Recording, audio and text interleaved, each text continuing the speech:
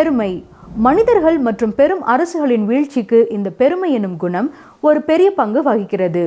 விழுதலுக்கு முன்னானது மனமேட்டிமை என்பது ஞானியின் வழக்கு. சொப்பனம் மூலம் எச்சரிக்கப்பட்ட பிறகும் பெருமையினால் ஒரு ராஜா மிருகமாக்கப்பட்டான். அவன் ஏன் அப்படியானான், எவ்வளவு நாட்கள் அப்படி இருந்தான் என்பதை பார்ப்போம்.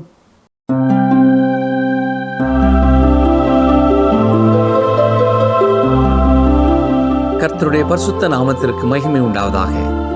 கடந்த நிகழ்ச்சியின் இறுதியில் நேபுகாத்நேச்சார் தேவனுடைய தண்டனையினால் பாதிக்கப்பட்டான் என்று வாசித்தோம். வளர்ந்து உயர்ந்திருந்த மரமானது வெட்டப்பட்டது. அவனுடைய இருதயமும் ஒரு மிருகத்தின் இருதயத்தைப் போல் மாற்றப்பட்டது.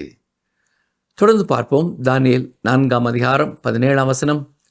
உன்னதமானவர் மனுஷருடைய ராஜ்யத்தில் ஆளுகை செய்து தமக்கு சித்தமானவனுக்கு அதை கொடுத்து மனுஷரில் தாழ்ந்தவனையும் அதன் மேல் அதிகாரியாக்குகிறார் என்று நரஜீவன்கள் அறியும்படிக்கு காவலாளரின் தீர்ப்பினால் இந்த காரியம் பரிசுத்தவான்களின் மொழியினால் இந்த விசாரணையும் தீர்மானிக்கப்பட்டது என்றான். நேபுகாத்நேச்சாரின் சொப்பனத்திலிருந்து 3 காரியங்களை நாம் கற்றுக்கொள்ள வேண்டும். உன்னதமானவர் மனுஷனுடைய ராஜ்யத்தில் ஆளுகை செய்கிறார். தேவன் இந்த உலகத்திலிருந்து இப்பொழுது விலகி கொண்டவராக இருக்கிறார் என்று நீங்கள் நினைப்பீர்கள் என்றால் அது தவறு. உலகம் அவரை விட்டு தூரமாய் போய்விடவில்லை. 2ஆம் சங்கீதம் 4 முதல் 6 வசனங்களை பாருங்கள். பரலோகத்தில் வீற்றிருக்கிறவர் நகைப்பார், ஆண்டவர் அவர்களை இகழுவார். அப்பொழுது அவர் தமது கோபத்திலே அவர்களோடே பேசி தமது உக்கிரத்திலே அவர்களை கலங்க பண்ணுவார். நான் என்னுடைய பரிசுத்த பர்வதமாகிய சீயோன் மீதில் என்னுடைய ராஜாவை அபிஷேகம் பண்ணி வைத்தேன் என்றார். தேவன் இந்த உலகத்தில் தன்னுடைய சித்தத்தை நிறைவேற்றி கொண்டிருக்கிறேன் என்று கூறுகிறார். சில குறிப்பிட்ட காரணங்களினாலே சாத்தான் தனது இஷ்டம் போல விளையாடவும் அனுமதித்திருக்கிறார். வேத வசனத்தின் ஆதாரம் இல்லாத பல தவறான காரியங்களை சாத்தானை குறித்து இன்றைக்கு கூறுகிறார்கள். இந்த உலகத்தின் ராஜ்யங்களை தேவனே அரசாளுகிறார் என்பதை மனிதர்கள் அறியும்படியாக ராஜ்யங்கள் வளர்கிறது, அது விழுந்து போகிறது. இன்று எந்த ஒரு ராஜ்யமும் தேவனுக்கு செல்ல பிள்ளையாக இல்லை. ஒவ்வொரு ராஜ்யமும் தேவனுடைய நியாய தீர்ப்புக்கு நேராகவே சென்று கொண்டிருக்கிறது. மனிதனுடைய ராஜ்யத்தை தேவனே ஆளுகிறார். நேபுகாத்நேச்சாரின் சொப்பனத்திலிருந்து நாம் கற்றுக்கொள்ள வேண்டிய 2வது பாடம், இன்றைக்கு ஆளுகையில் இருப்பவர்களை அவருடைய கட்சிதான் பொறுப்பிற்கு கொண்டு சென்றிருக்கிறது என்று நீங்கள் நினைப்பீர்கள் என்றால் அது தவறு. ஏனென்றால் தேவனே தமக்கு சித்தமானவனுக்கு ஆளுகையை கொடுப்பார் என்றுதான் இங்கே வசனம் கூறுகிறது. இதே சத்தியம் சிலருடைய வாழ்க்கையிலே பெருமையை உண்டு பண்ணும் வாய்ப்பு இருக்கிறது. எனக்குத்தான் கடவுள் இந்த பொறுப்பை கொடுத்திருக்கிறார் என்று மாறுதட்டி கொள்ளலாம். கடந்த காலங்களிலே பல அரசர்கள் கடவுளுடைய ஸ்தானத்திலே இருந்து தாங்கள் ஆட்சி செய்வதாக எண்ணிக்கொண்டு இருந்தார்கள். அருமையானவர்களே, தேவனே அவர்களை அந்த அரியணையிலே அமரச் செய்தவர். பவுல் ரோமர் 13ஆம் அதிகாரத்திலே 1 வசனத்தில் என்ன சொல்லியிருக்கிறார்? எந்த மனுஷனும் மேலான அதிகாரம் உள்ளவர்களுக்கு கீழ்ப்படிய கடவன், ஏனென்றால் தேவனாலே அன்றி ஒரு அதிகாரமும் இல்லை. உண்டாயிருக்கிற அதிகாரங்கள் தேவனாலே நியமிக்கப்பட்டிருக்கிறது.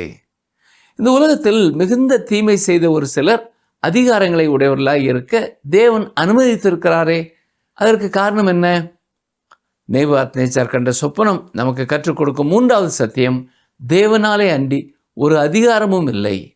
மனுஷரில் தாழ்ந்தவனையும் அவர் அதிகாரியாக்குகிறார். இது எந்த கட்சியை சேர்ந்தவர்களுக்கும் ஒரு தாழ்வு உணர்வை கொடுக்கும் என்று எண்ணுகிறேன். நாம் சில தலைவர்களை தெரிந்தெடுத்து விட்டோம் என்று நினைக்கிறோம். அவர்கள் நாம் தெரிந்தெடுத்தவர்கள் அல்ல, தேவனே அவர்களை ஏற்படுத்தினார். சிலர் மிகவும் தீமையாக செயல்படுவதையும் நீங்கள் கவனித்திருப்பீர்கள். இதை குறித்து சரித்திரம் என்ன சொல்கிறது? நேபுகாத்நேச்சார் கண்ட சொப்பனத்தை போல அந்த சிலையின் தலை தங்கத்தினால் ஆனதுதான். ஆனால் அவனும் தீமையான ஒரு அரசன்தான். என்றாலும் உலக ராஜ்யங்களை எல்லாம் ஒன்று கூட்டி முதல் உலக அளவிலான அரசை ஆண்டான். என்றாலும் அவன் இப்பொழுது தான் யார் என்பதை அறியாதவனாக பைத்தியம் பிடித்தவனாயிருக்கிறான். மனுஷரில் தாழ்ந்தவர்களை அதன் மேல் அதிகாரி ஆக்குவேன் என்ற கர்த்தருடைய வார்த்தைகள் அதிகாரத்தில் இருப்பவர்களையும் அசைக்கிறதா இருக்கிறது. பாருங்கள், தானியேல் 4ஆம் அதிகாரம் 18ஆம் வசனம். நேபுகாத்நேச்சார் என்னும் ராஜாவாகிய நான் கண்ட சொப்பனம் இதுவே. இப்போது பெல்தேஷாத்சாரே, நீ இதன் அர்த்தத்தை சொல்லு. என் ராஜ்யத்தில் உள்ள ஞானிகள் எல்லாராலும் இதன் அர்த்தத்தை எனக்கு தெரிவிக்க கூடாமல் போயிற்று. நீயோ இதை தெரிவிக்கத்தக்கவன். பரிசுத்த தேவனுடைய ஆவி உனக்குள் இருக்கிறதே என்றான். இந்த வசனத்தை வாசிக்கும் பொழுது நாம் புரிந்து கொள்ள வேண்டிய மற்றொரு உண்மை என்ன? ஏற்கனவே எந்த ஞானியும் சொப்பனத்தையும் அதன் அர்த்தத்தையும் கூற முடியாது என்பதை நேபுகாத்நேச்சார் கண்டிருந்தாலும் ஒரு சொப்பனம் கண்டவுடனே தானியேலை அழைப்பதாக தெரியவில்லை. அன்றும் தனது தேசத்தில் உள்ள ஞானிகளை அர்த்தம் கூற அழைக்கிறான். அவர்கள் கூற முடியாததால் இப்பொழுது தானியேல் இடத்திலே வருவது போல தெரிகிறது. கர்த்தருடைய வசனங்களை கவனித்து கேட்டுக்கொண்டிருக்கிற எனக்கு அருமையான சகோதரனே, சகோதரியே, உங்கள் வாழ்க்கையில் கூட எத்தனையோ முறை நீங்கள் மனிதனுடைய உதவியை நாடி தேடி ஏமாற்றம் அடைந்திருந்தாலும் எந்த தேவையின் நேரத்திலும் உடனடியாக முதலாவது கர்த்தரிடத்திலே வர உறுதியான தீர்மானம் உள்ளவர்களாக இல்லை. பல முயற்சிகளை எடுத்த பின்னர் ஒன்றுமே புரியாத சூழ்நிலையிலே மாட்டிக்கொள்ளும் பொழுதுதான் கர்த்தருடைய உதவியை தேடுவோம் என்று சொல்லி அதற்காக ஜெபிக்க ஆரம்பிக்கிறீர்களா? யோசித்து பாருங்கள். நேபுகாத்நேச்சார் பைத்தியம் கொண்டவனாக மாற காரணம் நான், எனக்கு என்று தன்னை எல்லாருக்கும் மேலாக உயர்த்துகிறவனாய் காணப்பட்டான். நம்முடைய வாழ்க்கையிலேயும் நாம் நம்மை நாமே உயர்த்துவோம் என்றால் கர்த்தர் நம்மை தாழ்த்துவார் என்று வேத வசனம் தெளிவாய் சொல்கிறது. தானியேல் 4ஆம் அதிகாரம் 19ஆம் வசனத்தை பாருங்கள். அப்பொழுது பெல்தேஷாத்சார் என்னும் பெயருள்ள தானியேல் ஒரு நாளிகை மட்டும் திகைத்து சிந்தித்து கலங்கினான். ராஜா அவனை நோக்கி, பெல்தேஷாத்சாரே, சொப்பனமும் அதன் அர்த்தமும் உன்னை கலங்க பண்ண வேண்டியதில்லை என்றான். அப்பொழுது பெல்தேஷாத்சார் பிரதித்திரமாக, என் ஆண்டவனே, அந்த சொப்பனம் உம்முடைய பகைவரிடத்திலும் அதன் அர்த்தம் உம்முடைய சத்துருக்களிடத்திலும் பலிக்க கடவது. கவனித்தீர்களா? இந்த சொப்பனம் தானியேலையே கலங்க பண்ணினது. கவனிங்கள், இப்பொழுது நேபுகாத்நேச்சார் தானியேலுக்கு ஒரு நண்பனை போல இருக்கிறான். தானியேல் அந்த ராஜ்யத்தின் பிரதம அமைச்சராக இருக்கிறான். முதலாவது கண்ட சொப்பனம் அவனை உயர்த்தியது. ஆனால் இந்த தரிசனம் நேபுகாத்நேச்சாருக்கு வரப்போகும் தீமையை குறித்து பேசுகிறது. எனவே அதன் அர்த்தத்தை கூற அவன் தயங்குகிறான். ராஜாவின் தரிசனத்திற்கான முழு அர்த்தத்தையும் தானியேல் கூறப்போகிறான். வியாதியாக இருக்கும் ஒருவனிடத்திலே அவனுடைய வியாதியின் அகோரத்தை குறித்து கூறலாமா கூறக்கூடாதா என்பதை குறித்த கேள்வி இருக்கிறது. ஒருவேளை வியாதியாக இருக்கும் அந்த நபர் மரணத்தை நோக்கி துரிதமாக சென்று கொண்டிருப்பார் என்றாலும் அதை வருடத்தில் கூறலாமா கூறக்கூடாதா என்ற கேள்வி இருக்கிறது. ஆனால் அப்படிப்பட்ட ஒரு மனிதனுடைய வாழ்க்கையிலே ஒரு முக்கியமான காலகட்டத்திற்குள்ளே அவன் பிரவேசிக்கிறான். இதை வைத்தியர் அறிந்திருப்பார் என்றால் அதை வியாதியாக இருக்கிற அந்த மனிதனும் அறிந்து கொள்ள வேண்டும் என்பதே சரியானது. ஆனால் இந்நாட்களிலே சுகவீனமாக இருக்கும் பலர் தங்கள் டாக்டர் தங்களிடத்திலே உண்மையை சொல்ல விரும்புகிறதில்லை. அவர்கள் நன்றாக இருக்கிறார்கள் என்றும் சீக்கிரமாக குணமடைந்து விடுவார்கள் என்றும் சொல்ல வேண்டும் என்றுதான் எதிர்பார்க்கிறார்கள். இப்பொழுது தானியேல் நேபுகாத்நேச்சாருக்கு பரிபூர்ணமான உண்மையை கூறப்போகிறான். ஆனால் அதை மிக ஞானத்தோடும் விவேகத்தோடும் கூறுகிறான். கவனித்தீர்களா? முதலாவது, இந்த தரிசனம் நேபுகாத்நேச்சாரின் எதிரிகளுடைய வாழ்க்கையில் நடைபெற்றால் அது சிறந்தது என்று கூறுகிறான். சரி, தொடர்ந்து தானியேல் கூறுவதை கவனியுங்கள். வாசிக்கிறேன். தானியேல் 4ஆம் அதிகாரம் 20 முதல் 22ஆம் வசனம் வரை. நீர் கண்ட விருட்சம் வளர்ந்து பலத்து தேசத்தின் எல்லை பரியந்தம் காணப்படத்தக்கதாக அதன் உயரம் வான பரியந்தம் எட்டினது. அதன் இலைகள் நேர்த்தியும் அதன் கனி மிகுதியுமாயிருந்தது. எல்லா ஜீவனுக்கும் அதில் ஆகாரம் உண்டாயிருந்தது. அதன் கீழே வெளியின் மிருகங்கள் தங்கினது. அதன் கொப்புகளில் ஆகாயத்து பட்சிகள் தாபரித்தது. அது பெரியவரும் பலத்தோருமாயிருக்கிற ராஜாவாகிய நீர்தாமே. உமது மகத்துவம் பெருகி வான பரியந்தமும் உமது கர்த்தத்துவம் பூமியின் எல்லை பரியந்தமும் எட்டியிருக்கிறது. இந்த உயர்ந்து வளர்ந்த மரமானது உண்மையில் நேபுகாத்நேச்சாரை குறிக்கிறது. இந்த குறிப்பிட்ட நேரத்திலே அவன் மகா பெரிய ராஜாவாக வளர்ச்சி அடைந்திருக்கிறான். அந்நாளிலே அறியப்பட்ட உலகம் அனைத்திற்கும் அவனே ஆளுநராக இருக்கிறான். எனவே இங்கே சொல்லப்பட்டிருக்கிற வசனங்களிலே அந்த விருட்சம் என்பது நேபுகாத்நேச்சார் என்பது தெளிவாகிறது. தொடர்ந்து 23, 24 வசனங்களை பாருங்கள். தானியேல் 4ஆம் அதிகாரம் 23, 24 வசனங்கள். இந்த விருட்சத்தை வெட்டி இதை அழித்து போடுங்கள். ஆனாலும் இதன் வேர்களாகிய அடிமரம் தரையில் இருக்கட்டும் என்றும் இரும்பும் வெண்கலவுமான விலங்கிடப்பட்டு வெளியின் பசும்புல்லிலே தங்கி ஆகாயத்து பனியில் நனைவதாக. 7 காலங்கள் அவன் மேல் கடந்து போகும் மட்டும் மிருகங்களோட அவனுடைய பங்கு இருக்க கடவதென்றும் வானத்திலிருந்து இறங்கி சொன்ன பரிசுத்த காவலாளனை ராஜாவாகிய நீர் கண்டீரே. ராஜாவே, அதன் அர்த்தமும் ராஜாவாகிய ஆண்டவரின் பேரில் வந்த உன்னதமானவருடைய தீர்மானமும் என்னவென்றால், மனுஷரினின்று நீர் தள்ளிவிடப்படுவீர், வெளியின் மிருகங்களோட சஞ்சரிப்பீர், மாடுகளைப் போல புல்லை மேய்ந்து ஆகாயத்து பனியிலே நனைவீர். நன்றாக கவனித்தீர்களா? இங்கே தானியேல் சொல்வது என்ன? நேபுகாத்நேச்சார் ஆகிய அந்த விருட்சம் வெட்டப்பட போகிறது என்றாலும் அது பூரணமாய் தள்ளப்படவில்லை. 7 ஆண்டுகள் மட்டும் மிருகங்களின் உலகத்திலே அவன் வாழ வேண்டியவனாய் இருக்கிறான். தான் யார் என்பதை கூட அறியாதவனாக அவன் இருப்பான். தொடர்ந்து வாசிக்கிறேன். தானியேல் 4ஆம் அதிகாரம் 25-26 வசனங்கள். உன்னதமானவர் மனுஷருடைய ராஜ்யத்தில் ஆளுகை செய்து தமக்கு சித்தமாயிருக்கிறவனுக்கு அதை கொடுக்கிறார் என்பதை நீர் அறிந்து கொள்ளும் மட்டும் 7 காலங்கள் உம்முடைய பேரில் கடந்து போக வேண்டும். ஆனாலும் விருட்சத்தின் வேரிலாகிய அடிமரம் தரையில் இருக்கட்டும் என்று சொல்லப்பட்டது என்னவென்றால், நீர் பரம அதிகாரத்தை அறிந்த பின் ராஜ்யம் உமக்கு நிலை நிற்கும். நேபுகாத்நேச்சாருக்கு ஏன் இந்த சொப்பனம் கொடுக்கப்பட்டது என்பதையும், ஏன் இந்த விதமான அனுபவத்துக்குள்ளே கடந்து செல்ல வேண்டும் என்பதையும் தானியேல் தெளிவாக கூறுகிறான். நேபுகாத்நேச்சார் தன்னில் தான் மிக பெருமை உள்ளவனாய் காணப்பட்டபடினாலே அந்த மிகப்பெரிய சிலையை உண்டு பண்ணி மக்கள் அனைவரையும் அதன் முன் தாழ விழுந்து தொழுது கொள்ள வேண்டும் என்று கட்டாயப்படுத்தினான். எனவே திட்டமாய் இவனுக்குள் பெருமை இருந்தது என்பது தெளிவாகிறது. இப்பொழுது தேவன் அவனை தாழ்மைப்படுத்த போகிறார். அவனுடைய அரண்மனையை விட்டு அவன் வெளியே விரட்டப்பட வேண்டும். எருதுகளோடு தங்கி தாபரித்து அவன் எப்படிப்பட்ட ஒரு மனிதனாய் இருந்தான் என்பதை மறக்க வேண்டும். என்றாலும் தேவன் மீண்டும் அவனை அந்த நிலைமையிலிருந்தும் விடுதலை செய்ய போகிறார். நேபுகாத்நேச்சாரின் குணநலன்களிலிருந்து ஏற்கனவே அவனுடைய வியாதி வெளிப்பட்டது. குறிப்பாக அவன் உணர்ச்சிகளின் எல்லைக்கு சென்று கொண்டிருந்தான். இன்றும் இப்படிப்பட்ட மனிதர்களை நீங்கள் பார்க்கலாம். சந்தோஷம் என்றால் அளவுக்கு அதிகமாக சந்தோஷப்படுவார்கள். துக்கம் என்றால் மிக அதிகமாக துக்கப்படுவார்கள். கோபம் என்றால் திடீரென மிக அதிகமாக கோபப்படுவார்கள். இப்படிப்பட்ட பெண்களினாலே கஷ்டப்படுகிற கணவன்மார்கள் உண்டு. இப்படிப்பட்ட கணவன்களாலே கஷ்டப்படுகிற மனைவிமார்கள் உண்டு, பிள்ளைகள் உண்டு. நேபுகாத்நேச்சாரும் இப்படிப்பட்ட ஒரு மனிதனாகவே இருந்தான். இப்படிப்பட்ட வியாதியோடு இருப்பவர்கள் சில நிமிடங்கள் தாங்கள் உண்மையிலே யார் என்பதை மறந்து போய்விடுவார்கள்.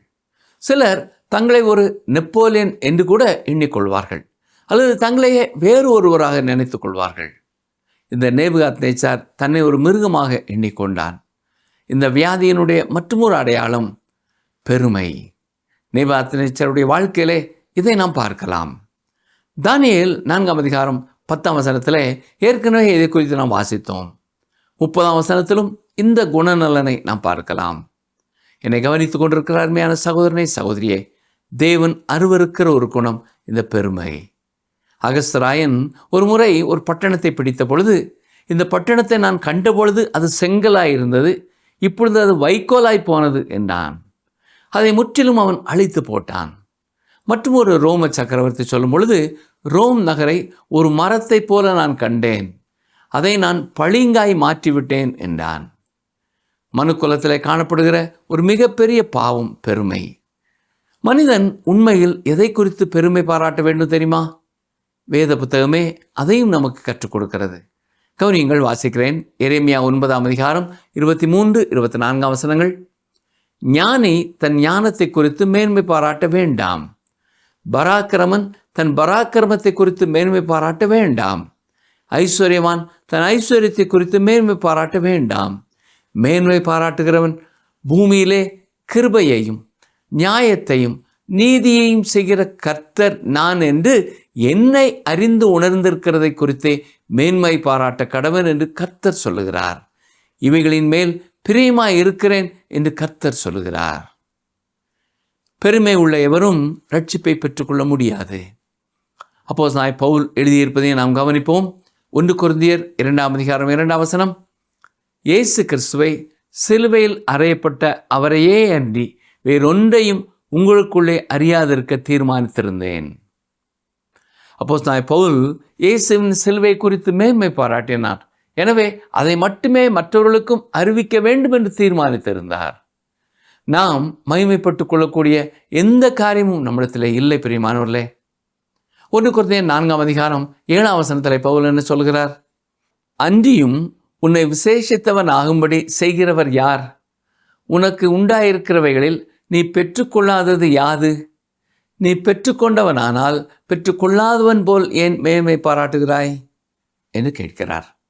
இவைகள் மட்டுமல்ல, மற்றொரு வசனத்தை வாசிக்கிறேன். 2 கொரிந்தியர் 10:17 மேன்மை பாராட்டுகிறவன் கர்த்தரை குறித்தே மேன்மை பாராட்ட கடவன். இது மட்டுமல்ல, தேவன் வெறுக்கும் காரியங்களிலே முதன்மையானது பெருமையே.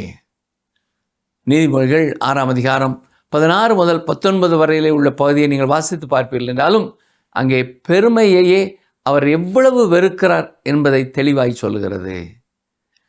அந்த வசனங்கள் தேவன் அருவருக்கும் காரியங்களை குறித்து சொல்லுகிறது. அந்த பட்டியலிலே முதலாவது சொல்லப்பட்டிருப்பது மேட்டிமையான கண். ஆம், அதுதான் பெருமை. அது மட்டுமல்ல, ஆண்டவராய் இயேசு கிறிஸ்து நாம் ஒவ்வொருவரும் பின்பற்ற வேண்டிய தாழ்மைக்கு நமக்கு முன்மாதிரியானார். பிலிப்பியர் 2:8 என்ன சொல்கிறது? வாசிக்கிறேன். பிலிப்பியர் 2:8 அவர் மனுஷ ரூபமாய் காணப்பட்டு மரண பரியந்தம், அதாவது சிலுவையின் மரண பரியந்தமும் கீழ்ப்படிந்தவராகி தம்மை தாமே தாழ்த்தினார். இயேசு எவ்வளவு தூரம் தம்மை தாழ்த்தினார் என்பதை கவனித்தீர்களா? சிலுவையின் மரண பரியந்தம் கீழ்ப்படிந்தவராகி தம்மை தாமே தாழ்த்தினார். நேபுகாத்நேச்சாருக்கு இருந்த வியாதி மீண்டும் மீண்டும் குறிப்பிட்ட கால இடைவேளையிலே திரும்ப வருகிறதா இருக்கிறது. இவனுடைய வாழ்க்கையை பொறுத்த மட்டிலேயும் 7 வருடங்களுக்கு ஒரு முறை இந்த பிரச்சனை அவனுக்கு வந்திருக்கிறது. தானியேல் 4:27 பாருங்கள்.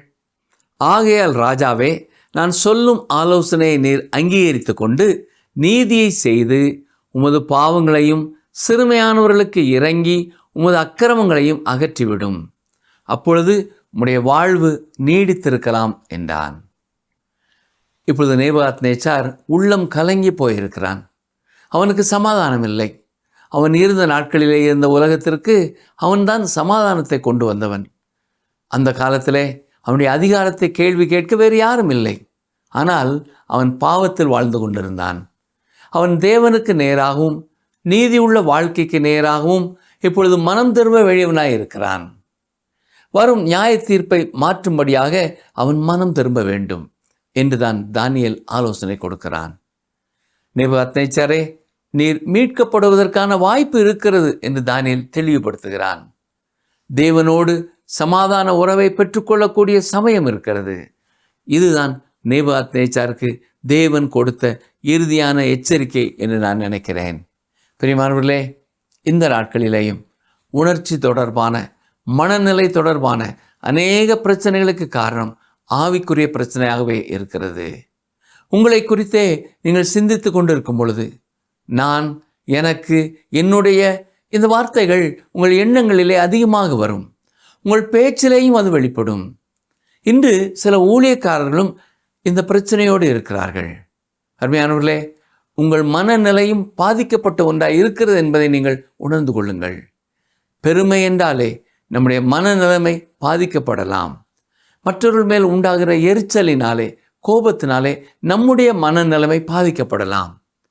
உங்கள் ஆவிக்குரிய வாழ்க்கை தேவனோடு சமாதான உறவுள்ளதாக இருக்கும் பொழுது மட்டுமே உங்கள் மனநிலை அமைதி உள்ளதாய் இருக்கும்.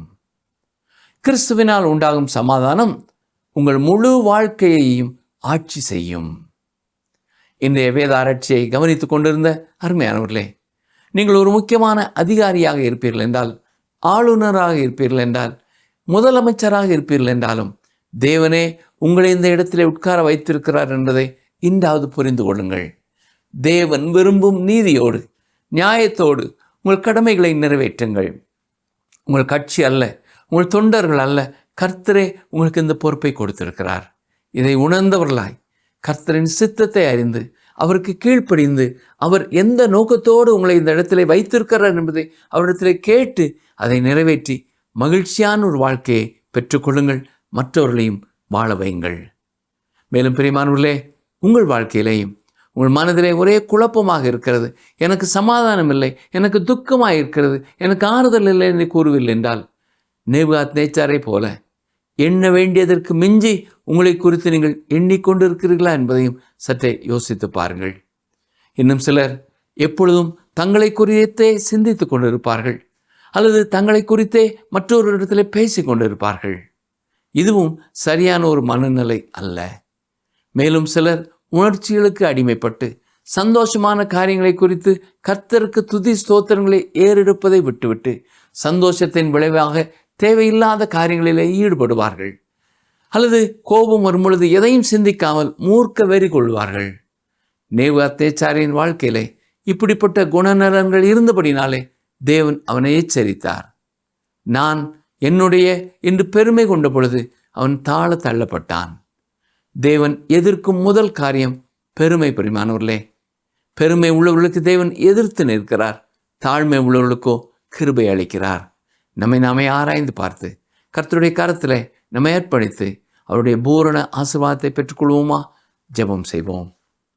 எங்களை நேசிக்கிறீங்களா அன்பின் ஆண்டவரே, நேபுகாத்நேச்சாருடைய வாழ்க்கையிலே நான் என்ற பெருமையினாலே நீர் அவனை தண்டித்தீர் என்பதை நாங்கள் கற்றுக்கொண்டோம். ஐயா, இதை கேட்டுக்கொண்டிருக்கிற எங்கள் யாருடைய வாழ்க்கையிலாவது நான், எனக்கு, என்னுடைய என்ற எண்ணங்கள் திரும்ப திரும்ப வரும் என்றால் அதையெல்லாம் உம்முடைய பாதத்திலே வைத்துவிட்டு நாங்கள் உம்மை குறித்து அதிகமாய் நினைக்க, உமக்கு அதிகமாய் துதி ஸ்தோத்திரங்களை செலுத்த, மற்றவர்களுடைய வாழ்க்கை குறித்து நாங்கள் யோசித்து பார்க்க, அவர்களுக்கு செய்ய வேண்டிய கடமைகளை செய்ய நீர் எங்களை பலப்படுத்த வேண்டும் என்று சொல்லி ஜெபிக்கிறோம். ஆண்டவரே, எங்களுக்கு நீர் இன்றைக்கு கொடுத்திருக்கிற ஒவ்வொரு ஆசீர்வாதமும் உம்முடைய கரத்திலிருந்து வந்தது என்பதை அறிந்து உணர்ந்தவர்களாய் உமக்கு நன்றி செலுத்துகிறோம். உம்மை துதிக்கிறோம், உம்மை ஸ்தோத்திரிக்கிறோம்.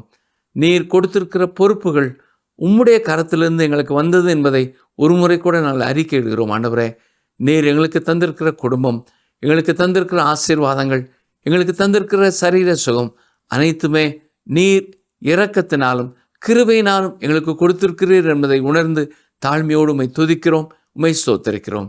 என்றென்றும் என்னுடைய வாழ்க்கையிலே பெருமை வந்து விடாதபடி எப்பொழுதும் தாழ்மையுள்ளவர்களாய் வாழ நீரே உம்முடைய பரிசுத்தாவின் பலனை எங்களுக்கு தாரும். மீட்பர் இயேசு கிறிஸ்துவின் வல்லமையுள்ள நாமத்தினாலே மனத்தாழ்மையோடு ஜெபிக்கிறோம் பிதாவே, ஆமேன். இன்றும் வேதாராய்ச்சி நேரத்தில் எங்களோடு இணைந்து கொண்டவர்களுக்காக உங்களுக்கு நன்றி கூறுகிறோம். கற்றுக்கொண்ட சத்தியங்களை உங்கள் அருகில் இருக்கும் அன்பர்களோடு பகிர்ந்து கொள்ளுங்கள். கர்த்தர் தாமே உங்களையும் ஆசீர்வதித்து அவருடைய கிருபையின் கரத்தினாலே தொடர்ந்து வழி நடத்துவாராக. ஆமேன்.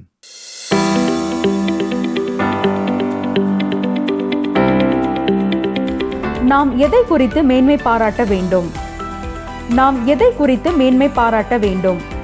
ஆப்ஷன் ஏ, நம்முடைய ரட்சிப்பு. ஆப்ஷன் பி, நம்முடைய தாழ்மை. ஆப்ஷன் சி, கர்த்தரை அறிந்து உணர்ந்து கொண்டதை. தேவ எச்சரிப்புகள் நம் வாழ்வில் எப்படி வேண்டுமானாலும் வரலாம். கனவுகள், வேத வசனங்கள், நாம் கேட்கும் பிரசங்கங்கள், இப்படி பல வழிகளில் தேவன் நம்மோடு கூட இடைப்படுவார். அதை அறிந்து செயல்படுவது நம்முடைய பொறுப்பு. தேவ கிருபை நாம் எச்சரிக்கப்படுவதை புரிந்து கொள்ள நமக்கு உதவி புரிவதாக. அது மட்டுமல்ல, தேவன் நேரடியாக எதிர்க்கும் பெருமை நம் வாழ்வில் வராதபடி தேவன் நம்மை காத்துக்கொள்வாராக.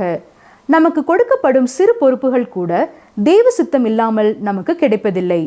ஒருவேளை நமக்கு பொறுப்புகள் கொடுக்கப்படவில்லை என்றால் அது நம் வாழ்வின் நலத்திற்காக தேவன் நமக்கு தரவில்லை என்றுதான் எடுத்துக்கொள்ள வேண்டும்.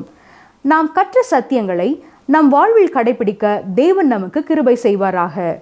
ராஜாக்களின் இருதயம் தேவனின் கரத்தில் நீர்க்கால்கள் போல் உள்ளது. தேவன் அதை தமக்கு பிரியமான வழியில் திருப்புவார். இந்த வசனம் உங்களை திடப்படுத்தட்டும்.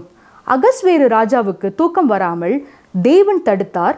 மொர்தெக்காய் ஆமானின் தூக்கு மரத்துக்கு தப்பினான். இந்த நிகழ்ச்சி உங்களுக்கு பிடிச்சிருக்கா? அப்ப இப்பவே மிஸ்டர் கால் கொடுங்க.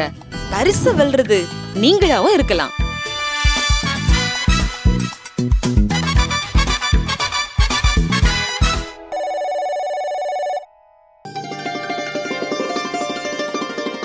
ஸ்திரீயானவள் தன் கற்பத்தின் பிள்ளைக்கு இரங்காமல் தன் பாலகனை மறப்பாளோ?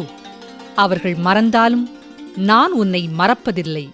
ஏசாயா 49:15